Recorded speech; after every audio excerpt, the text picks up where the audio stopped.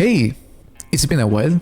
It's been quite a long while since the previous episode of Cosmic Frontiers.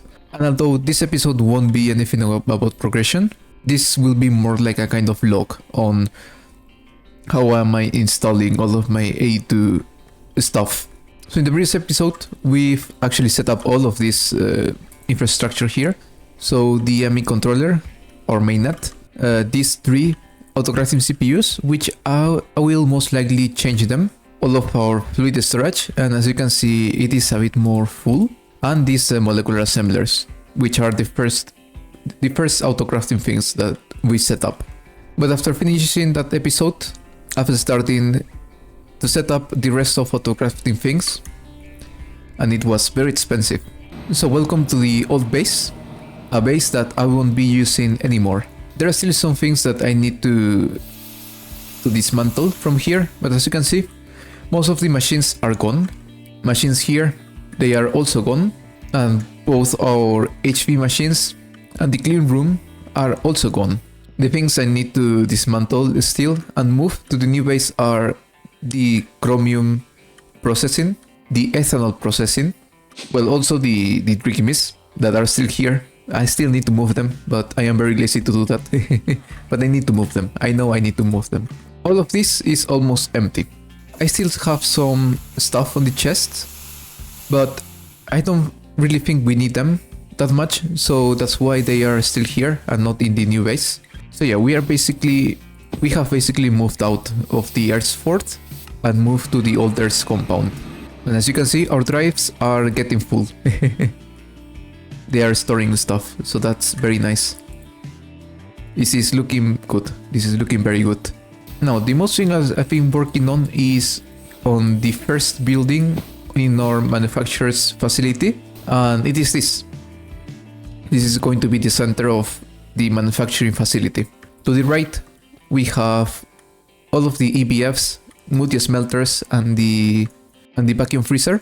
I haven't still finished all of this. My idea is to have a subnet for the blast furnaces and the vacuum freezer. These multi-smelter are will connected directly into mainnet, but the rest of the machines will be connected into this subnet, which I still need to work on. I think that's going to be more simpler. The next thing is this underground. There are 3 sites we can go. If we go to the left, here is the blast furnaces and the vacuum freezer. My idea is to directly request a receipt for the EBFs from mainnet, send the dust to the subnet, and then from the subnet transfer them into our EBFs. And then in case the result of the EBF processing is a hot ingot, it will go directly into this vacuum freezer. From the vacuum freezer, or if it's a regular ingot, from the EBF back to mainnet.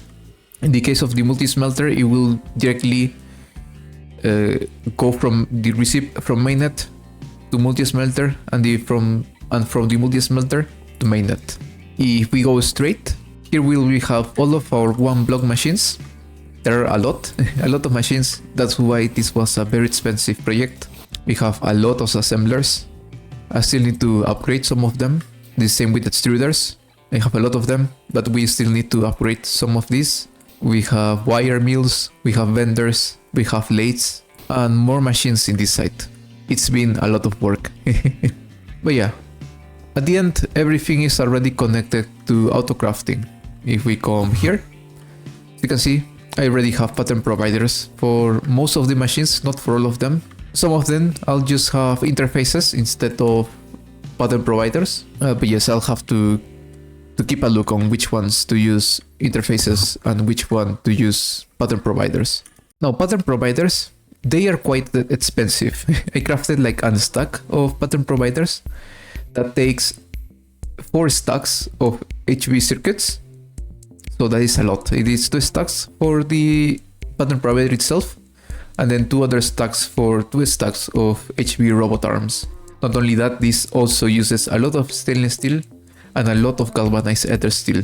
Right now, I am poor, but at least we have Autocrafting. If, for example, if I want to craft blank patterns, I can just set, for example, let's do Let's do half a stack extra. As you can see, we can craft this. And as you can see, most of stuff is starting to work. We have a bender here, a wire mill, we have a lathe, so everything is working properly. And soon everything should go into this advanced assembler. There's it. And it goes back to the system.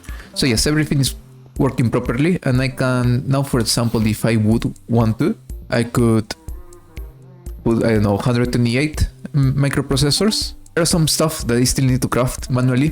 For example, plastic printed circuit boards, polyvinyl chloride, and red alloy tantalum. This I still need to do manually, and that is because I still need to work on LCRs for this, and I still need to passive all of the plastics and rubbers that we will need. Well, these ones are quite simple. They're really not that complex, but these two, I still need to work on them. But as you can see, we should be able to just craft something and have it done properly. Now, one nice thing about this is that, as you can see, I have wireless.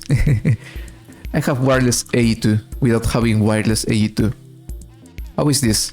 So here we have an scry crystal, and here I have an Encanter's Eye. The Encanter's Eye, we can link it into the scry crystal, and whatever spell it is inscribed into this Encanter's Eye, it will be activated through this scry crystal.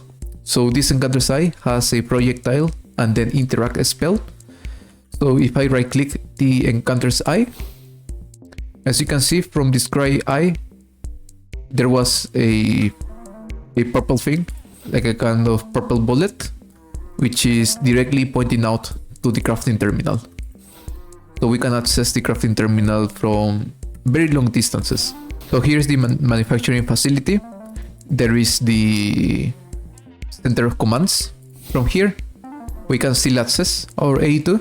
Let's go past all of this mountain, and from here, we can still access AE2. So as you can see, the range is very far. It's a very long range from which we can activate the scry crystal. But if we go back to the Earth Fort, our previous base, we cannot access the scry crystal from here. So it really doesn't have any infinite range. It does have a finite range, but yeah, it is good enough for our purposes. So yeah, that is most of the stuff I've been working on.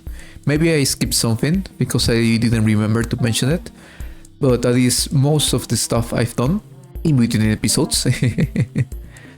It's been quite a long in between episodes. I'll still be uploading maybe 1 or 2 more logs of this kind, especially until I move everything out of the old base and I passive processes that I should have passived before, but I haven't, because why not? And yes, now I'm paying for that. I'm paying for that. But it's been fun. It's been really fun.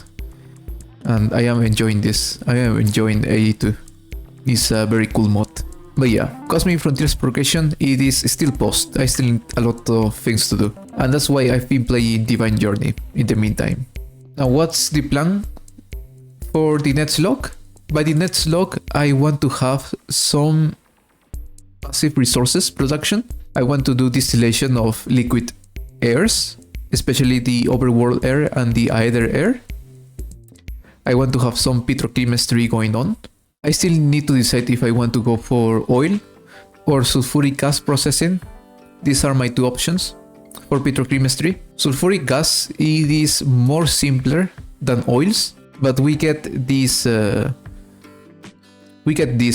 outputs, and if we crack the gas, we also get this output. However, if we do oil processing, we can, apart from sulfuric gas as well, we can also get the outputs from 3 more kind of fuels, which we also need to desulfurize and to crack. And from these ones, we get a lot more of outputs, which will also be useful for our journey. But this is more complex.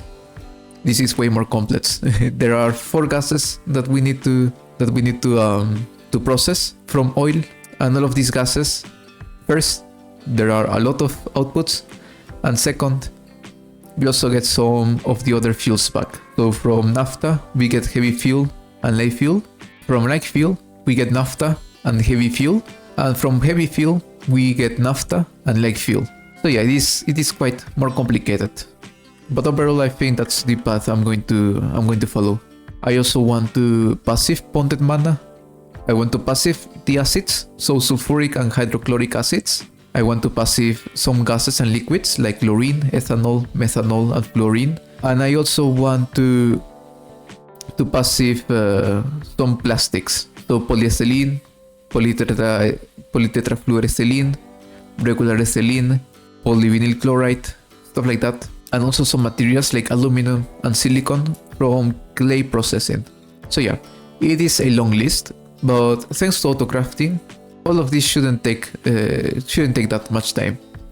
What is going to take me more time is first getting all of the resources, and second, encoding patterns. That's everything. I think that's going to take more time than actually setting up everything. Maybe petrochemistry, I'll have some problems on setting up this one.